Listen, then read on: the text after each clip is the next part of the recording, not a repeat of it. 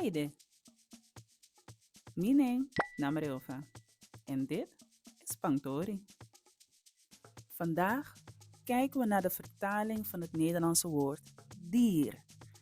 Nou, in het Surinaams wordt eigenlijk altijd wel het Nederlandse woord dier genoemd. Maar er is gewoon een correct Surinaams woord daarvoor. En dat is meti.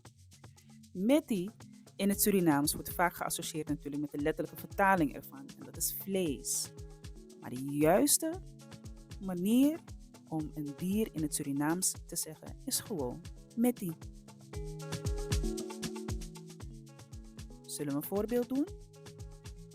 Soort meti nou een python. Een python nou een snikkie. Sla deze video op zodat je er altijd mee kan oefenen en bezoek de Spangtori website om meer en beter Sranang te leren. Volgende keer zie ik je graag weer terug bij Spangtori en Tamboen.